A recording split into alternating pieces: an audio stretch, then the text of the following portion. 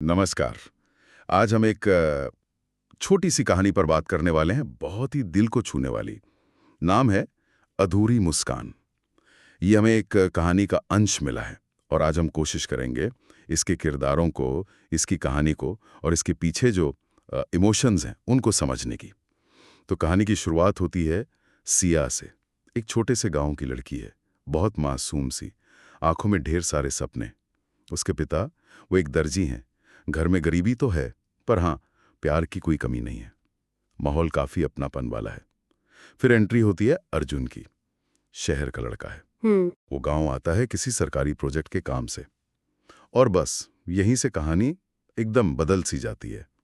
सिया और अर्जुन मिलते हैं, धीरे धीरे मुलाकातें बढ़ती हैं और प्यार हो जाता है। हाँ। अर्जुन सिया को बड़े बड़े सपने दिखाता है, शहर की जिंदगी के, शादी के सपने और हमेशा साथ रहने के वादे। और देखिए, यहीं पर ये बात दिलचस्प हो जाती है, कैसे वो गांव की सादगी और शहर का जो एक आकर्षण होता है, उसके बीच एक उम्मीद सी बंधती है। हाँ, मोड़ आता है जिसकी शायद आशंका थी। प्रोजेक्ट खत्म होता है और अर्जुन चला जाता है, अच्छा। बिना कुछ कहे, बिना किसी चिट्ठी, किसी खबर के, बस गायब। और सिया? वो बेचारी इंतजार करती है, ओ। रोज डाकिये की राह देखती है, रोज मंदिर जाती है, दुआएं मांगती है कि वो लौट आए। दिन गुजरते हैं, हफ्ते, महीने, पर अर्जुन कभी वापस नहीं आता और धीरे धीरे उसकी जो मुस्कान थी चेहरे पर, वो गायब होने लगती है। ये जो इंतजार है ना, और फिर उम्मीद का टूटना, ये बहुत ही मार्मिक है। वो मुस्कान का खो जाना, वो सिर्फ एक बाहरी बदलाव नहीं है। हाँ, वो उसके अंदर की जो पीड़ा है,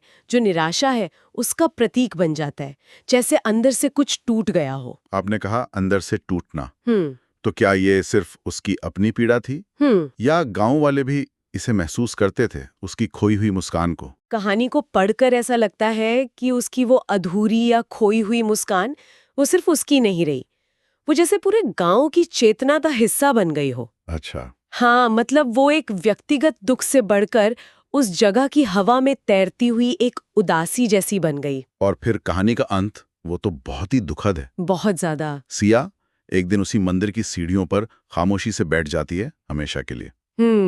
उसकी जिंदगी, सपने सब वहीं पर एक तरह से रुक जाते हैं। बिल्कुल। और यहीं आकर जो कहानी का शीर्षक है अधूरी मुस्कान, वो पूरी तरह से सार्थक हो जाता है। सही बात है। अधूरी सिर्फ उसकी मुस्कान नहीं रही, उसकी पूरी जिंदगी अधूरी रह गई, उसके सपने अधूरे रह गए, वो वादे अधूरे रह गए। और मंदिर की सीढ़ियों पर उसका इस तरह अंत होना, और लोगों का आज भी, जैसा कहानी बताती है, वहां उसकी उस अधूरी मुस्कान को महसूस करना, ये दिखाता है कि कैसे कुछ त्रासदियां जगहों से जुड़ जाती हैं, एक स्थायी उदासी की तरह उस जगह की पहचान बन जाती हैं। तो अगर हम संक्षेप में कहें तो यह कहानी है मासूमियत की, प्यार की, अधूरे वादों की और एक बहुत ही दुखद अंत की कहानी। सिया की वो अधूरी मुस्कान, वो एक बहुत पावरफुल सिंबल बन जाती है, खोई हुई उम्मीद का, अधूरे जीवन का। हाँ, और अगर हम इसे थोड़ा बड़े नजरिए से देखें, तो ये कहानी हमें याद दिलाती है कि सपने कितने नाजुक होते हैं। और वादे वादे जो हम करते हैं, उनका वजन कितना ज्यादा हो सकता है। कभी कभी हल्के में किया गया एक वादा किसी दूसरे की पूरी दुनिया तबाह कर सकता है। ये तो सोचने वाली बात है। बिल्कुल। ये हमें सोचने पर मजबूर करती है कि कितनी ही ऐसी अनकही कहानियां होंगी उन टूटे हुए वादों की पीछे छुपी हुई। और क्या इस तरह की जो व्यक्तिगत त्रासदियां होती हैं, वो सिर्फ गुजरे जमाने की कहानियां होती हैं, या फिर वो हमारे आज के रिश्तों पर, हमारी अपनी जिम्मेदारियों पर भी कोई सवाल छोड़ जाती हैं?